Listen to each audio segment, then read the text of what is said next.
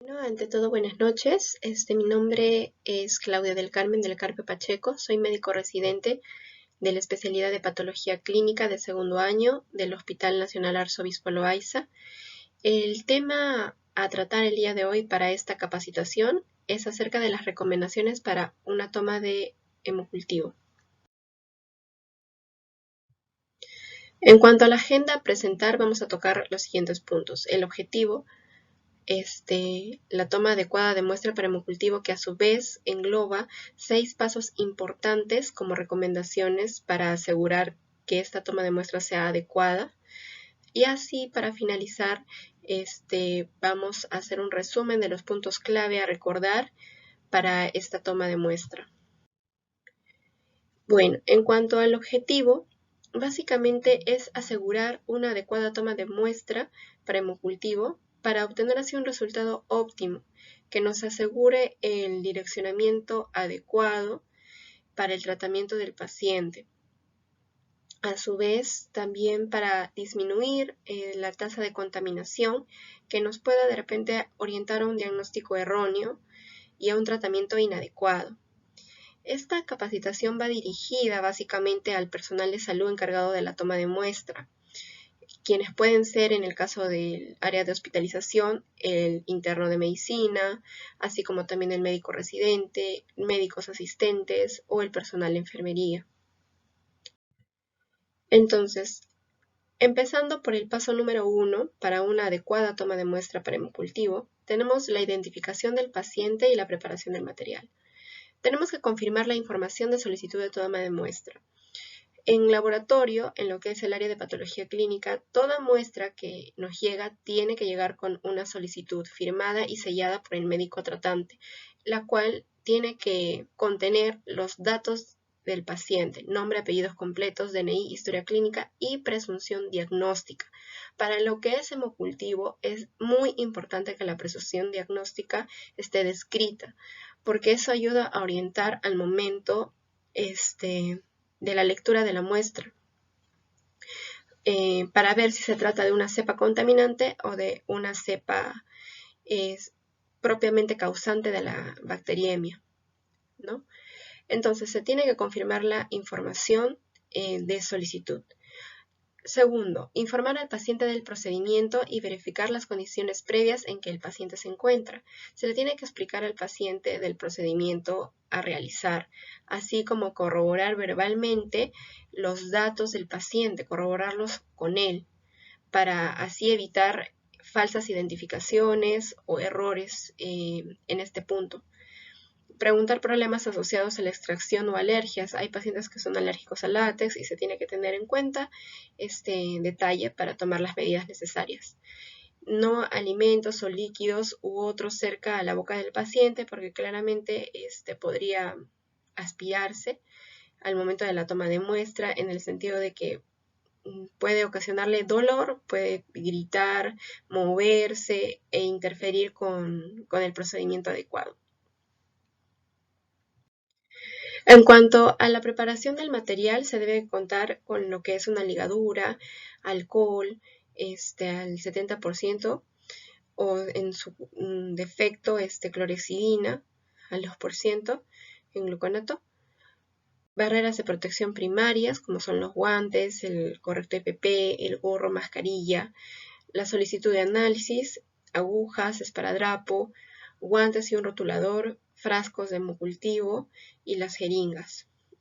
No utilizar frascos cuya fecha de caducidad haya superado el límite, ¿no? O con signos de daño, rotura o contaminación.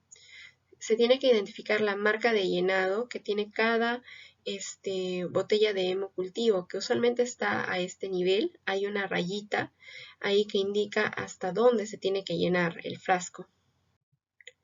Se tiene que preparar las botellas para la inoculación. Se tiene que primero realizar una adecuada higiene de manos, cumpliendo los 10 pasos. Posteriormente se tiene que desinfectar la tapa de hemocultivo con un apósito estéril, con alcohol isopropílico al 70% o clorexidina gluconato al 2%. El tapón de la botella no es estéril como muchos creen, no, se tiene que desinfectar antes de hacer cualquier tipo de inoculación, así como realizar la adecuada higiene de manos para posteriormente colocarse unos guantes estériles. Ya, la antisepsia de la piel, para evitar contaminación de la muestra. Se tiene que realizar con clorexidina gluconato al 2% o alcohol isopropílico al 70%. Se tiene que desinfectar el sitio seleccionado en un área de 6 a 7 centímetros de diámetro de dentro hacia afuera, ¿no? Y una vez concluido, se tiene que esperar 30 segundos para que seque. No se sopla, no se ventila con la mano, se tiene que esperar que seque al tiempo. ¿Ya? Si hay antecedentes de alergia a clorexidina, se puede utilizar también iodopovidona alcohólica, pero acá el secado sí es de 2 minutos, o sea, es un poco más prolongado. Si la extracción es de un catéter venoso central o de un catéter venoso periférico, se tiene que desinfectar la conexión entre catéter y el equipo de extracción cuidadosamente, así como tener cuidado con la tapita que se enrosca al nivel del CVC, porque también puede ser fuente de contaminación si es que no se tienen los cuidados necesarios. Preparar el sitio de venopunción. Se tiene que estar el paciente en una posición cómoda, tanto para él como para el tomador de muestra, sobre todo para el tomador de muestra. Tiene que estar cómodo para poder hacer un adecuado examen de las venas y hacer una adecuada punción. Se aplica un torniquete 10 centímetros por encima de la flexura. Aquí está la flexura, 10 centímetros hacia arriba, por encima del sitio de punción. Evaluar la vena, se palpa, se verifica. Posteriormente se hace la asepsia en el sitio de venopunción, claramente con uso de guantes. Se espera el secado para posteriormente realizar la primera toma. Se coloca para la venopunción, que es el paso 4, un par de guantes limpios, estériles, y con el bisel hacia arriba, en un ángulo menor a 30 grados centígrados, se tiene que extraer el volumen necesario y a su vez retirar el torniquete. No se deja el torniquete todo el momento, todo el tiempo que se realiza la extracción, porque eso condiciona que la muestra sea hemolizada y no es lo adecuado. Se retira la aguja, se hace presión con el algodón en la zona de venopunción. No se le pide al paciente que haga una flexura, simplemente que haga una presión constante, o el mismo tomador tiene que estar haciendo la presión constante. Esto es para evitar hematomas. Sobre el área de venopunción y colocar posteriormente el adhesivo, ¿no? Se coloca el adhesivo y ya tengo colectada ahí mi muestra. Inmediatamente después de que tengo colectada mi muestra en la jeringa, ya tengo que tener listos como mínimo, 2 frascos para la inoculación, 2 frascos de hemocultivo. Primero inoculo el frasco anaerobio, luego el aeróbico. Con el frasco en posición vertical se tiene que inocular la sangre. Ahora, cabe mencionar que nosotros como área de patología clínica, subárea de microbiología, lo mínimo requerido por nuestra guía M47 de principios y procedimientos de hemocultivos, nos sugiere que como mínimo se tiene que tomar 2 sets de hemocultivo. ¿Y qué es un set de hemocultivo? Un set de hemocultivo corresponde a 2 botellitas. Un set corresponde a 2 botellitas que tienen que ser tomadas de, digamos, el brazo derecho. Como mínimo nuestra guía nos pide 2 sets. ¿Qué quiere decir?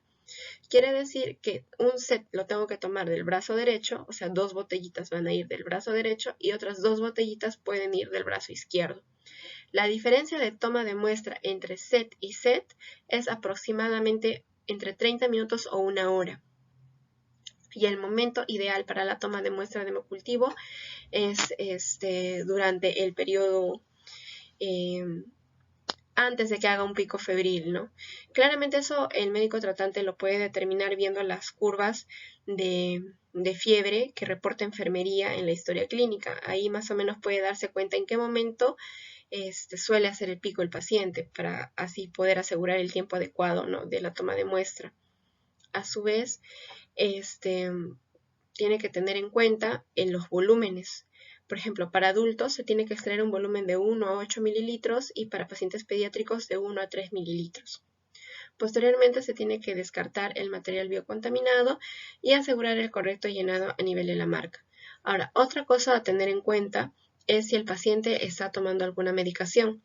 Lo ideal es tomar también el hemocultivo unos 30 minutos antes de la última dosis del medicamento que esté colocándosele o que esté tomando. Posteriormente se tiene que rotular adecuadamente los datos del paciente en la botellita de hemocultivo, colocar el adhesivo de codificación, es el código de barras, pero para eso tiene que llegar la muestra bien rotulada, ¿no? Con nombre, apellido, número de historia, DNI. Escribir en cada frasco el sitio también anatómico de la toma de muestra, por ejemplo, brazo derecho número 1, brazo derecho número 2. Brazo izquierdo número 1, brazo izquierdo número 2. Registrar la hora de toma de muestra porque como mínimo se tiene entre la toma de muestra y la recepción de la muestra al laboratorio, tiene que ser como mínimo 1 hora y máximo 2 horas. Para finalizar el proceso se tiene que descartar las agujas y las jeringas en los recipientes adecuados, retirarse los guantes, hacer un adecuado lavado de manos, registrar el procedimiento, indicación de cultivo, fecha, hora de extracción, el sitio de punción y el transporte, como les dije, tiene que ser dentro de las 2 horas. Como puntos clave, la identificación de la muestra. Nosotros al laboratorio a esta etapa le llamamos la etapa preanalítica. En la etapa preanalítica nosotros constatamos todos los errores que pueden llevarse a cabo antes de que la muestra sea procesada. Entonces acá el error más frecuente es errores de identificación del paciente. Tiene que estar con letra legible, con letra clara, nombre, apellido, DNI, hora. Las medidas asépticas durante la toma de muestra. Tiene que haber una adecuada higiene. ¿Por qué? Porque si no hay una adecuada higiene, esto conlleva a que haya falsos negativos en el sentido de que pueda crecer una cepa contaminante que no necesariamente es la causante del proceso bacteriémico o séptico del paciente. Entonces, para evitar ese tipo de crecimiento se tiene que hacer una adecuada asepsia y antisepsia en la zona de venopunción, así como un adecuado lavado de manos. El número de set hemocultivo. ¿Por qué es importante que pidamos 2 sets como mínimo? O sea, 2 botellitas de cada brazo. Porque según nuestra guía, es en la cantidad de volumen de sangre recolectada para un hemocultivo lo que nos asegura un adecuado crecimiento para una adecuada identificación del microorganismo que estamos pensando pueda ser el causante del proceso séptico. Entonces, a mayor volumen, mayor posibilidad de encontrar al microorganismo responsable. Es por eso que se pide como mínimo 2 sets. Así como el transporte, que tiene que ser asegurado dentro de las 2 horas. ¿Por qué? Porque apenas se tiene la colecta de muestra para hemocultivo, tiene que ser incubado a cierta temperatura. No puede ser a temperatura ambiente ni a temperaturas inferiores a la temperatura ambiente, porque si no, la viabilidad del microorganismo baja y entonces la correcta identificación o aislamiento de este microorganismo va a ser más difícil. Por lo cual, o se pierde simplemente, por lo cual se tiene que asegurar el tiempo de llegada al laboratorio para que rápidamente sea incubado. Esta es la bibliografía consultada, la guía WHO, así como la guía M47 de la CLCI y la guía GP41 de toma de muestra. Esto sería todo conmigo.